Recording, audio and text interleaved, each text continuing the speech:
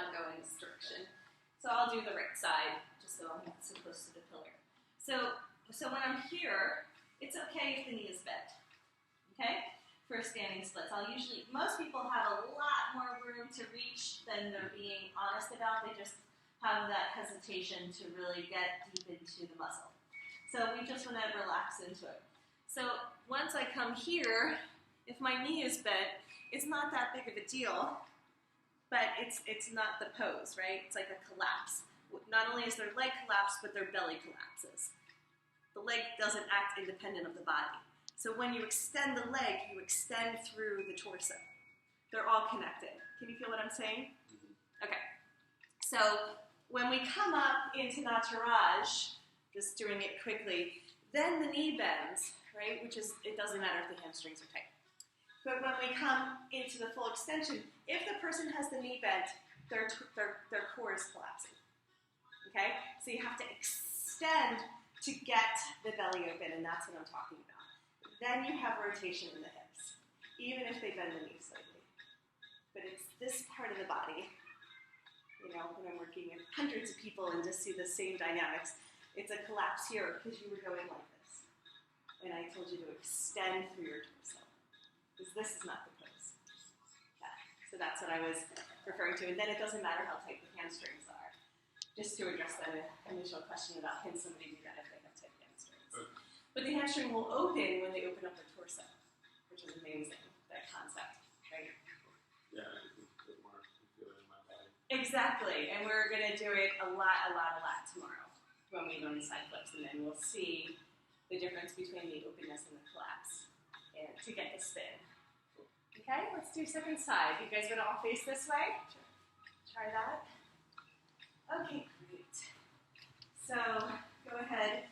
Bring the swing down nice and low. Walk your feet to the center of the mat. Okay. Sway it up from side to side. Really gentle.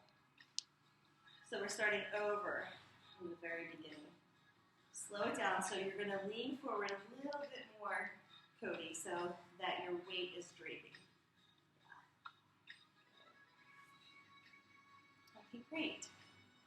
Take the time to let the body open, because if we rush into it, we're going to miss out on that spaciousness that we're creating in the body, and then the poses that are more challenging will seem harder than they need to, because we didn't create the openness yet. Does that make sense? Hello? Oh, yeah. Yes. Fantastic.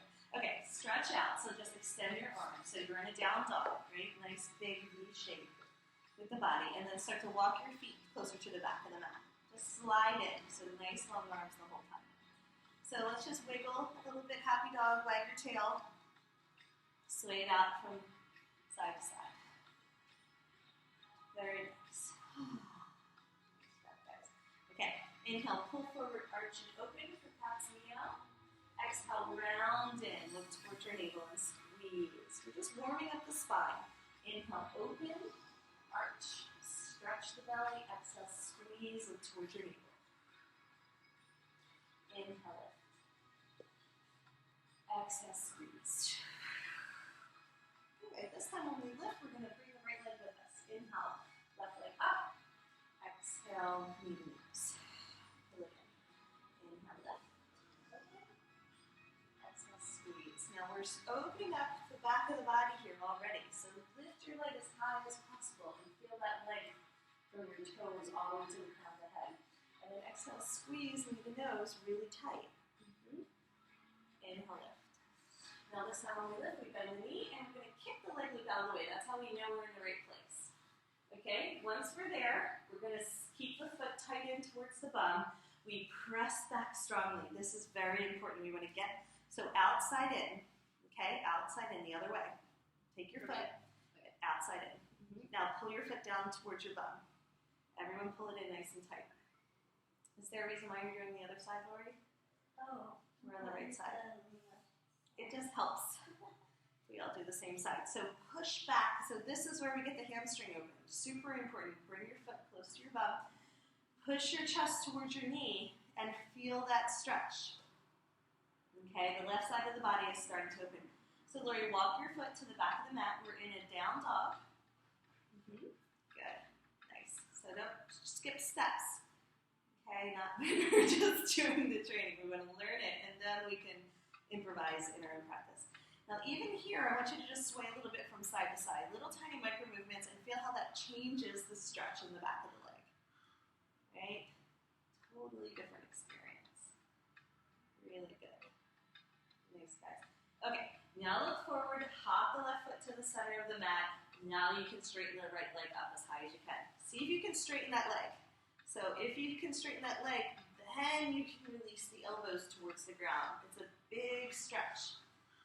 Okay, so we're up on our toes and we're leaning our weight all the way forward. If your heel is down, that's not the pose. Lean your weight all the way forward.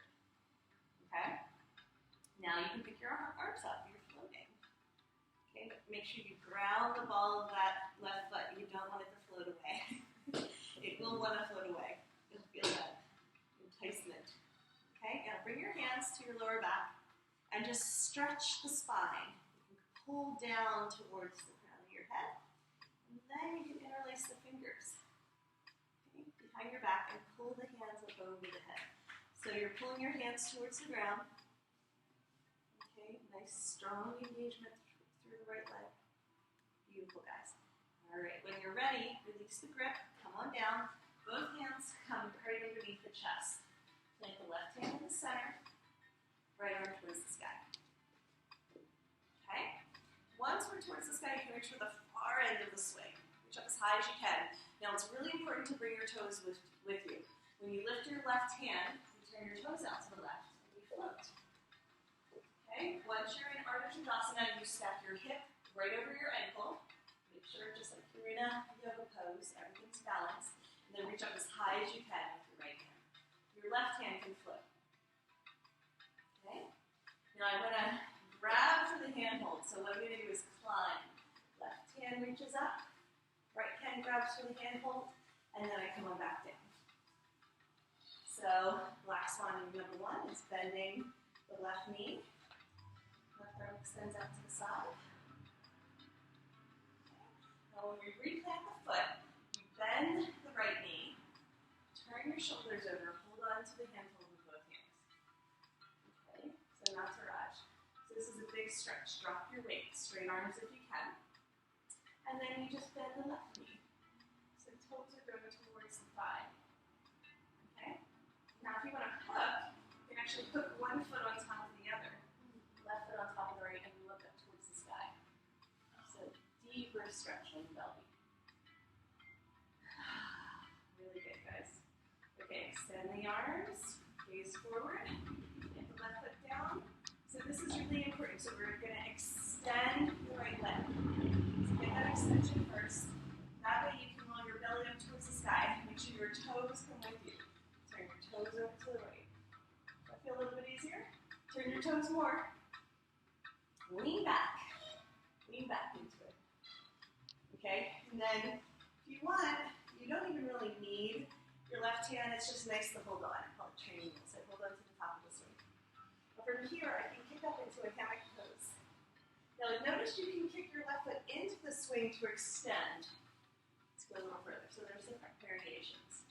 I like that one to get the stretch, but then you stop kicking into the swing, you cross the ankles, bend the elbows, spin on the inside, and then you can rotate around. I know you can really play with it.